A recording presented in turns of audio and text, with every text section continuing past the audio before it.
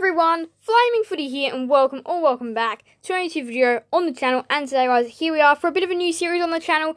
In this series, I'm going to be making a new series called Talking Trades, where I'm just going to be going over all the trades that have been going over in the past couple of days. Now, of course, trade period kicked off Monday, October the 3rd, and free agency period kicked off Friday, September 30th, and there's been some big deals done already, and I'm just going to go over every single one of these deals that has happened so far. And of course there'll be a few more episodes. There's probably about 3 or 4, as there's expected to be a lot more player movement. There has also been a very big bit of breaking news, which I will leak at the end of the video.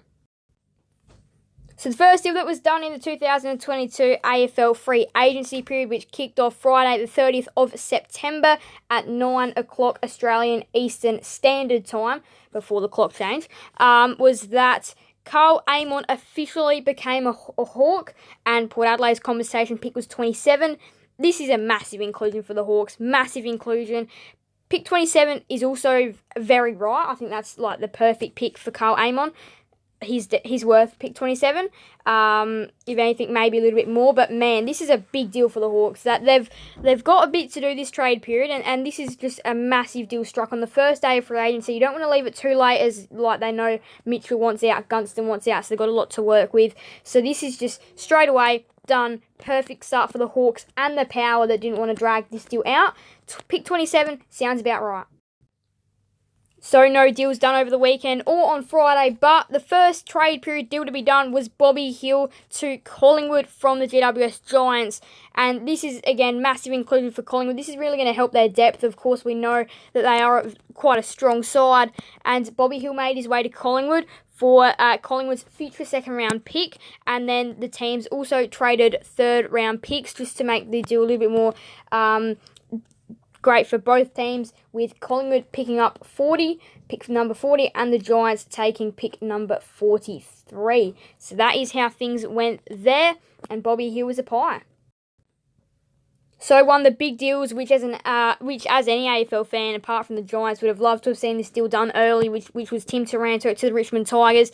Now, look, this deal is massive that it was done early. Third deal of the whole period, second deal of the trade period. This is massive. Tim Taranto lands at Richmond for picks 12 and 19. So pick 12 goes to the Giants, pick 19 goes to the Giants, and Tim Taranto goes to the Tigers. Now, of course, Richmond still have to work through Jacob Hopper, which Ivan Soldo could be a part of that trade. But so far, they've locked away part 1 of 2 parts of this trade period. A massive part of it is Tim Taranto out of contract, slots right into that Richmond side. Jacob Hopper, he's in contract, so it is going to be a little bit harder to get Jacob Hopper across. But now they've gotten Tim Taranto, that is massive for Richmond. And yeah, it was a hefty deal, but now they're going to be working on part 2 with the Giants to get Jacob Hopper across the line. But Taranto to the Tigers for 12 and 19 to the Giants. So another free agency deal done on Monday, October the 3rd, which was Jaden Hunt made his way west to the West Coast Eagles. Now, this deal was one that had been rumoured not for a very long time. It was a pretty straightforward deal. He went to West Coast. Melbourne picked up pick number 52. Now, for West Coast, just want to talk about them real quick. This is a massive deal. Now, it may not be the kind of player that you would love to have at your club, but he will add a bit of speed off half-back, which that's why they got Petrevski-Seton. He didn't really turn out to be a great deal. Jaden Hunt, will he turn out to be a great deal? Not sure, but surely he's got to slot into that half-back line across West Coast. Like, you've surely got to think that. West Coast are a team that needs to improve, and this is not a bad start. They picked him up for free, and the 52 that went to Melbourne, and Melbourne would be a bit disappointed. 52 was the pick, but they've got Jaden Hunt over the line to West Coast. So Blake Acres is officially a Carlton footballer now. He's going to slot perfectly into that wing for Carlton to add some more midfield depth. They got him for an absolute bargain. Future third-round pick, that's all they had to give to get Blake Acres. That's all Carlton had to do. This is a massive pickup for them. Massive pickup. And if they finish really high next year, the third-round pick's going to be bad. And I would be saying, like, with this inclusion, this is going to definitely help him finish inside the top 8 next year for Carlton. So this is a massive deal, another big deal. And they got him, like, this is one of the bargain players of the trade period. You know, like, when you're reflecting next year, what were some of the bargain deals of the trade period?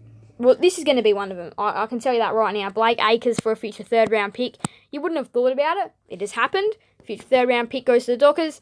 And, yeah, Blake Acres makes his way to Carlton. And that is, I thought the Dockers would have asked for more, but they were happy on that. And Carlton, that's a win for Carlton for sure. So, Daniel McStay joins Collingwood. Brisbane, they get the compensation pick of pick number 35, which, again, I do feel like that's reasonably around the point where he'd be. I reckon that pick could be a little bit low. I reckon the pick could be like maybe 30-ish. But, again, that's still around the rough spot. I don't think Brisbane were overly happy with the compensation. But McStay joins the Pies, and that's going to be another really good tool target in there. You've got Meyer checked down. You do have Cameron and Cox, but this is a good forward line pickup. He's going to be a great forward for Collingwood, you can just tell. And pick number 35, that's a good deal there for Collingwood. They've been able to really do some good trades in the past and pick up some bargain players, especially in the mid-season draft. And, well, this is one of their bargain players that they'll end up picking up, and it's a very good pickup for their forward line. Liam Jones makes his return to the AFL, back to where it all started at the Western Bulldogs. He joins the Western Bulldogs as Liam Jones, and Carlton get pick number 49 as a compensation. Now, Western Bulldogs, just want to talk about them real quick. Their lack to defend in 2022 was really poor. So this is a massive pickup for them, and it's really going to help with their defence line. He is a decent defender. So, yeah, they're going to love having him back at the club because, of course, that's where he started off his career. Of course, he decided not to go on with it because of the COVID vaccination policy, but because that's all died down, COVID's been getting a lot better. That is why he has made his return to the Western Bulldogs. That's where he started his career. Again, Carlton not overly happy with the way they got compensated with 49, but Liam Jones makes his way to the Western Bulldogs. First pick swap of the year was completed with Port Adelaide and Melbourne not playing, but being involved in a pick swap. Now, this one is a bit unusual. So Port Adelaide receive 33, 43, and 53. So that's 3 picks. Melbourne receive 27. Now, that 27 is rumoured and will be unlocking Brodie Grundy's deal to Melbourne from Collingwood. So that's big there that the Demons have slid up 6 spots to get that. Now, Port Adelaide receive 33. That is ideal for the Willie Rioli trade. West Coast should be happy with that. And then again, if you need sweeteners, you've got 43 and 53 for either the Willie Rioli or Jason Horne-Francis sweetener deal.